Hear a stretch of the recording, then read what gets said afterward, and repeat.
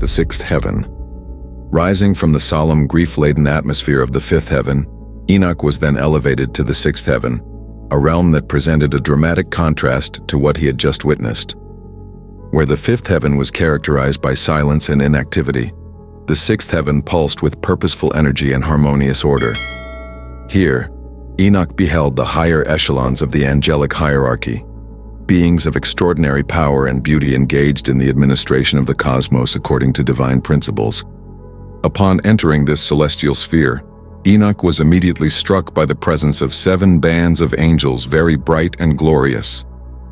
These weren't scattered individuals but organized cohorts, each band having specific responsibilities within the cosmic governance. Their collective radiance filled this heaven with a light more intense than any Enoch had yet experienced in his ascension. These angels were described as very bright and glorious, their faces shining more than the sun, creating an environment of dazzling illumination that would have been overwhelming to unprotected human senses.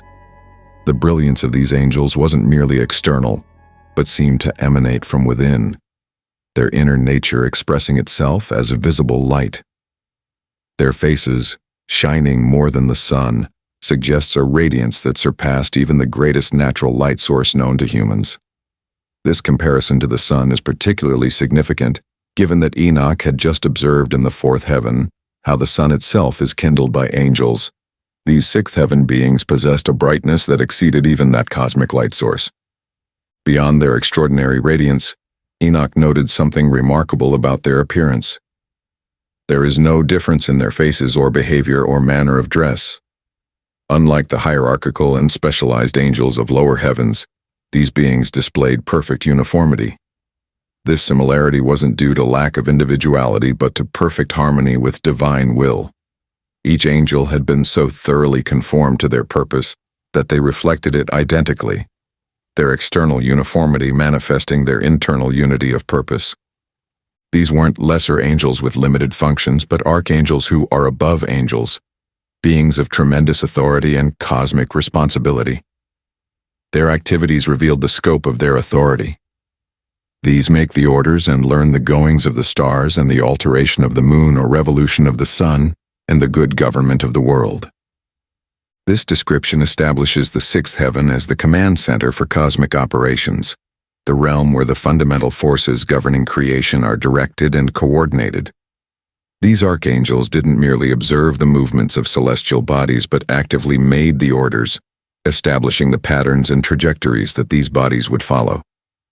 They engaged in continuous learning about these cosmic systems, suggesting that creation isn't static but dynamic, requiring ongoing adjustment and regulation. Beyond astronomical oversight, these archangels were responsible for the good government of the world, ensuring that all aspects of creation functioned according to divine design. This comprehensive governance extended to moral oversight as well, for when they see evil doing, they make commandments and instruction.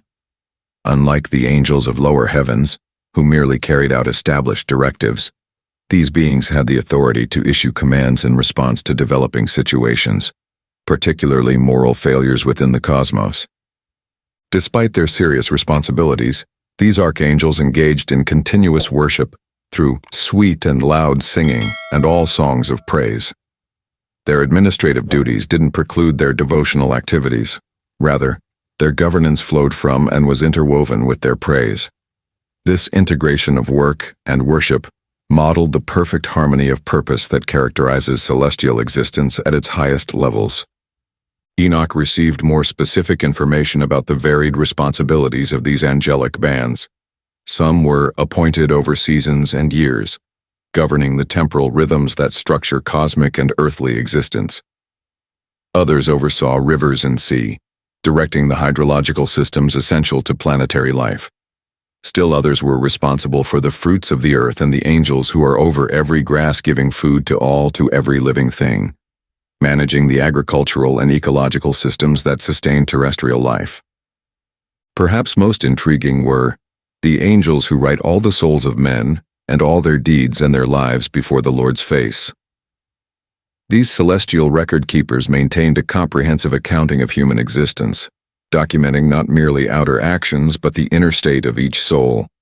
Nothing escaped their notice, no thought or deed went unrecorded, creating an eternal testimony of each human life that would serve as the basis for ultimate judgment. Among these archangels, Enoch observed more specialized beings, 6 phoenixes and 6 cherubim, and 6 six-winged ones continually with one voice singing. The phoenixes, legendary birds associated with rebirth and immortality in various mythological traditions, appear here as celestial beings, similar to the cherubim and seraphim, the 6-winged ones. Their presence suggests that certain mythological creatures known in human tradition may actually be imperfect recollections of actual celestial beings, witnessed in visions or encounters similar to Enoch's. These 18 special beings, 6 of each type, engaged in perpetual worship of extraordinary quality, their singing so magnificent that Enoch confessed, "It is not possible to describe their singing." This celestial choir produced harmonies beyond human conception, melodies that couldn't be reproduced by earthly instruments or voices. Their songs weren't mere aesthetic performances, but expressed profound cosmic truths through mathematical and harmonic precision that reflected the fundamental structures of creation itself. These beings rejoiced before the Lord at his footstool, the closest position to divine presence that Enoch had yet witnessed in his ascension. Unlike the angels of lower heavens who carried out their duties at various distances from the divine throne, these beings performed their worship in the very presence of God's footstool, a position of extraordinary privilege and intimacy. The 6th heaven represents a realm of perfect cosmic administration, where the highest orders of angels, below the 7th heaven's innermost circle, maintain the operations of the universe according to divine principles. Unlike the fallen Grigori of the 5th heaven, who had abandoned their responsibilities through rebellion, these faithful archangels continued their appointed tasks with perfect devotion and harmony. This heaven illustrates the principle that the physical universe isn't autonomous, but is continuously governed by intelligent celestial beings who ensure its proper function. The stars don't move by impersonal physical laws alone, but are guided by angelic intelligence. The seasons don't change through automatic processes, but through the oversight of beings appointed to that purpose. Even the growth of grass and the production of food for living creatures occurs under angelic supervision. For Enoch, this vision would have transformed his understanding of natural processes.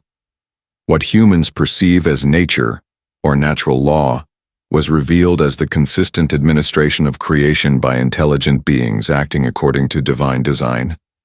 Behind every sunrise, every rainfall, every sprouting seed stood angelic intelligences, ensuring that these processes unfolded according to plan.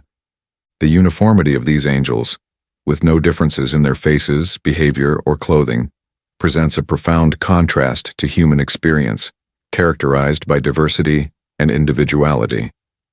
These beings had so completely aligned themselves with divine purpose that they had become perfect expressions of their function, their individuality expressed not through differentiation from one another, but through perfect fulfillment of their divine calling. This heaven also demonstrates the interconnectedness of all cosmic systems. The angels who oversee stars and planets work in harmony with those who govern rivers and seas, who in turn coordinate with those responsible for plant growth and animal sustenance. Nothing operates in isolation. Each system affects and is affected by countless others, all under the coordinated supervision of these archangelic administrators. Perhaps most significant for human concerns is the revelation that angelic beings maintain comprehensive records of all the souls of men and all their deeds and their lives. This cosmic documentation system ensures that nothing is lost to the passage of time, that every action, word, and thought is preserved in the celestial archives.